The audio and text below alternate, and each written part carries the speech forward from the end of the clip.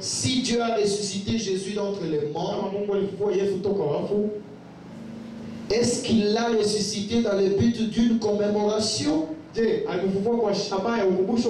Et ce matin, de la résurrection, est-ce seulement un jour de l'année ou un jour précis où nous célébrons ceci? Ou bien sommes-nous des bénéficiaires de sa résurrection? Voilà. Moi, c'est ça l'important. L'important, c'est de savoir à quoi ça me sert que Jésus ait été ressuscité. Il a ressuscité, oui. Et après, ça me sert à quoi? On vient à l'église, on chante, on prêche, il y a la sueur et tout. On entre à la maison, on mange les œufs et tout. Et après, ça nous sert à quoi? Donc nous devons voir quels sont les bénéfices que nous tirons de cela. Or, nous voyons par la foi qu'il est ressuscité de mort. Mais qu'est-ce que cela a à voir avec moi? Il est ressuscité de mort, oui. Mais qu'est-ce que cela a à voir avec moi? Ça, c'est arrivé il y a 2000 ans. Maintenant, c'est ce qui m'a fait trouver ces sujets. Ça, c'est Frère Branham qui parle. Il dit, c'est en se posant ces questions-là qu'il a trouvé ces sujets. Maintenant, voyons comment ça s'est passé avant qu'il ne ressuscite. On les prend, on les met dans la tombe. Et en le mettant dans la tombe, le corps reste dans la tombe. Mais comme on l'a vu, en étant ressuscité, en étant inhumé, enterré, il a emporté mes péchés au loin. Il est lui-même devenu péché. Et il nous a amené, il a amené les péchés dans la mer de l'oubli. Au point que cela ne revient plus à la mémoire de Dieu. Maintenant, en allant faire ça, qu'est-ce qui s'est passé? Voilà ce que la Bible ne dit pas, mais que le prophète dit. C'est ça l'importance d'avoir un prophète. Et sans prophète, nous ne serons rien du tout. Nous serons comme les communs de mortels. Mais Dieu nous a aimés, nous a envoyé un prophète qui nous donne la révélation de choses que nous devons savoir. Amen. Dans la prédication, montre-nous le Père. 11 août 54. Je suis au paragraphe 43 jusqu'à 50. Écoutez, Frère Branham dit, écoutez. Je peux le voir lorsqu'il est mort.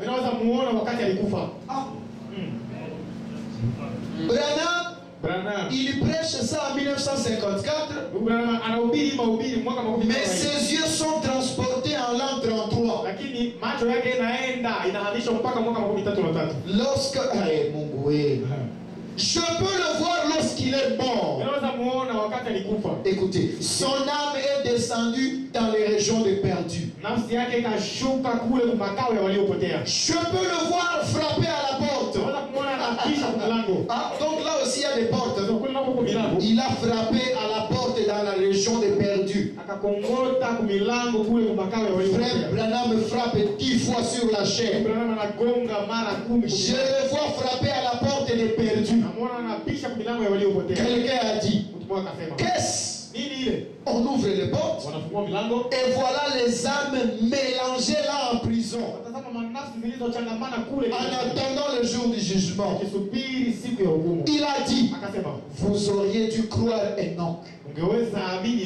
Pendant que ici les gens les militaires sont en train de garder le tombeau, l'empêchant d'être ressuscité, son âme est en enfer, en train de donner une prédication intitulée les âmes qui sont en prison maintenant. C'est-à-dire une prédication pour les perdus. Il a dit, vous auriez dû croire Enoch, vous auriez dû croire les prophètes. Je suis le fils de Dieu né de la Vierge. C'est lui dont Enoch a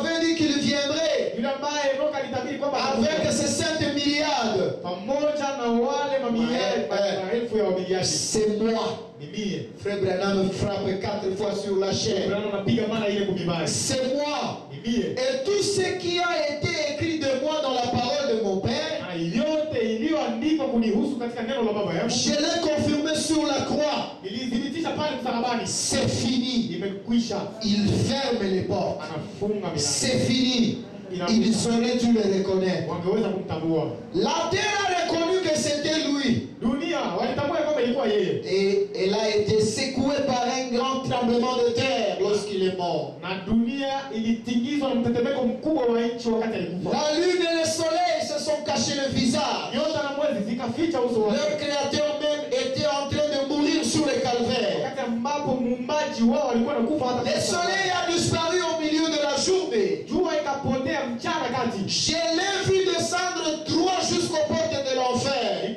Oh, je me sens religieux ce soir. Écoutez frère, j'ai vu.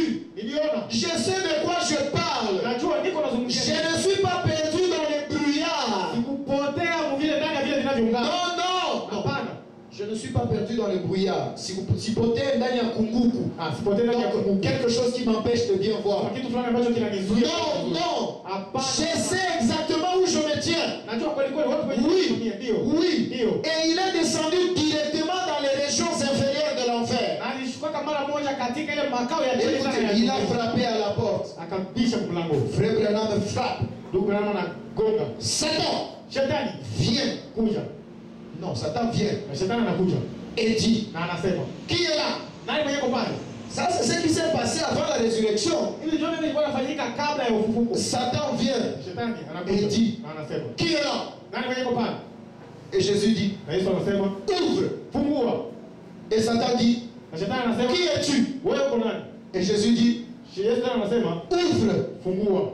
Satan ouvre et dit, oh, alors, tu es finalement arrivé, n'est-ce pas? Ça, c'est Satan qui parle à Jésus. Tu es finalement arrivé, n'est-ce pas? Il a dit, j'ai pensé que je t'avais eu lorsque j'ai tué Abel. Lorsque j'ai jeté Daniel dans la fosse au lion, j'ai pensé t'avoir eu. J'ai pensé t'avoir eu lorsque j'ai jeté les enfants hébreux dans la fournaise ardente. Lorsque j'ai décapité Jean-Baptiste, j'ai pensé t'avoir eu. Mais maintenant je t'ai eu. Et voici, tu es arrivé, n'est-ce pas? Satan cherche à se moquer du Seigneur.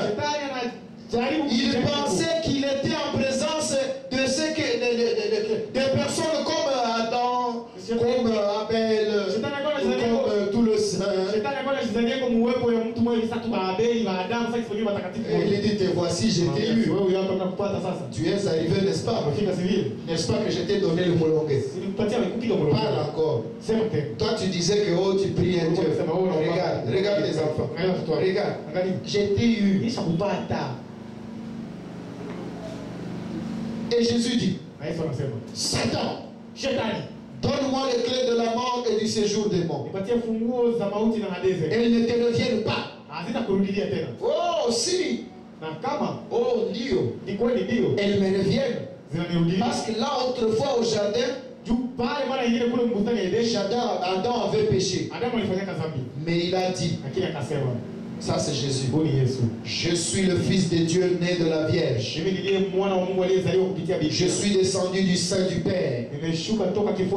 Je viens de mourir là sur le calvaire. Mon sang continue encore à couler de la croix. Je suis descendu pour prendre le contrôle. C'est juste. Désormais, alléluia, tu n'effrayeras personne. Tu étais autrefois un bluff. Bluff. Qui tu as kuogopesha? Tu l'avais, mais tu ne l'as plus. C'est moi le possesseur. C'est vrai. Je vais donner à mon église les clés du royaume. Il a avancé la main sur son côté et il y a arraché les clés.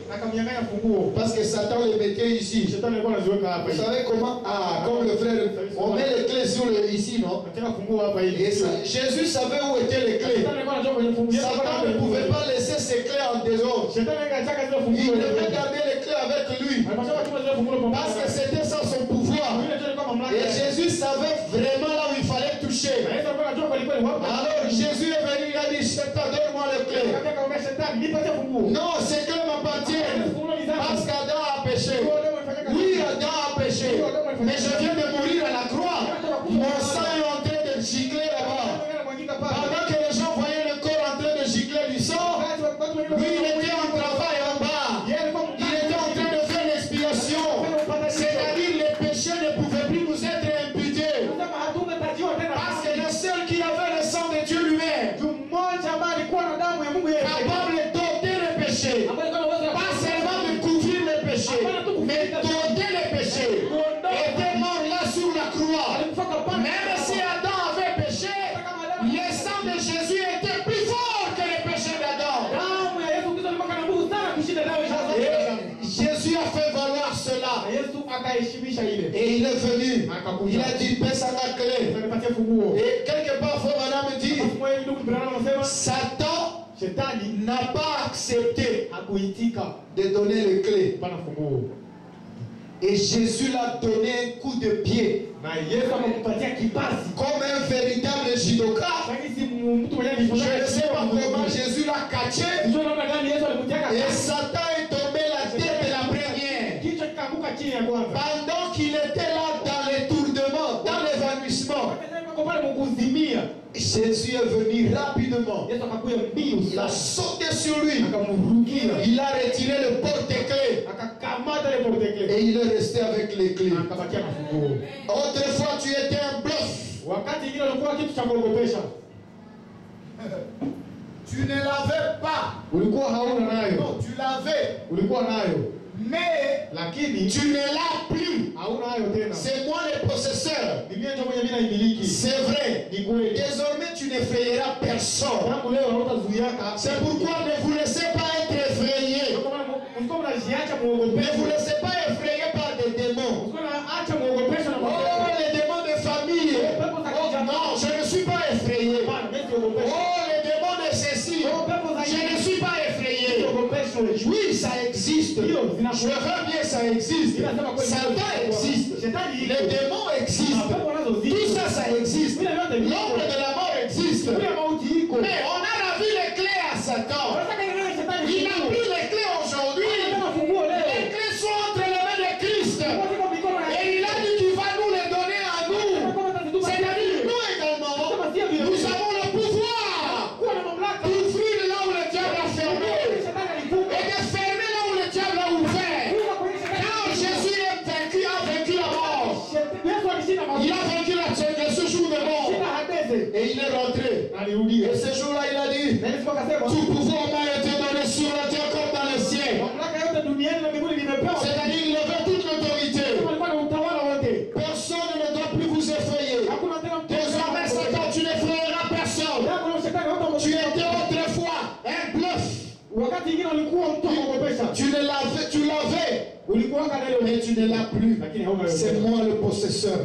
C'est vrai. Je vais donner à mon église les clés du royaume. Il a avancé. Il lui a donné les clés du royaume à qui? Il a donné à Pierre. Pierre nous représentait, nous, un de ses disciples. Les clés sont entre nous-mêmes maintenant. C'est pourquoi Jésus ne pouvait pas se déplacer pour aller se trouver là où se trouve l'âne. Toi, Anne, je te délie, moi Jésus, non. Les clés étaient entre les mains des disciples. Et ce matin, les clés sont entre les mains des disciples. Et si je suis un véritable disciple, j'ai le pouvoir de te lier. J'ai le pouvoir de lier. J'ai le pouvoir de maudire. J'ai le pouvoir de bénir. maudirai pas. Le seul que je maudirai, c'est Satan. Mais je ne maudirai jamais un fils de Dieu. Ni un homme, je ne le maudirai pas. La personne peut se maudire elle-même en essayant de me toucher dans l'œil. La Bible déclare: ne touchez pas à mes soins. Ne faites pas du mal à mes prophètes. Or, un prédicateur du Nouveau Testament est un prophète. Touchez à autre chose, mais pas à un prédicateur. Même s'il fait des choses que vous ne comprenez pas, au lieu de parler, fermez le clapet.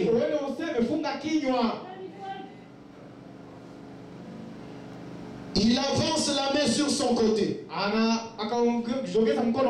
Il lui a arraché les clés.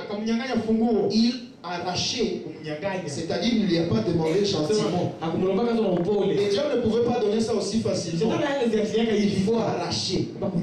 Et nous arrachons toutes les bénédictions dans la prière et par la foi. Satan, je t'arrache ce qui m'appartient. Tu as pris captif mes enfants, je les arrache de ta main. La prière, c'est une puissance. Amen. Il lui arrache les clés. Écoutez, il l'a frappé au visage. C'est la première fois que je lis où Jésus a frappé les gens. Il a frappé Satan.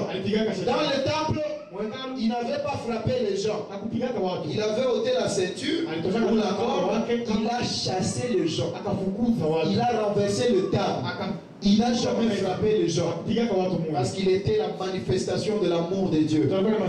Mais Satan ici, il lui a frappé au visage. Il l'a renvoyé. Et il a fermé la porte si fortement que cela a complètement ébranlé les fondements de l'enfer sous ses yeux. On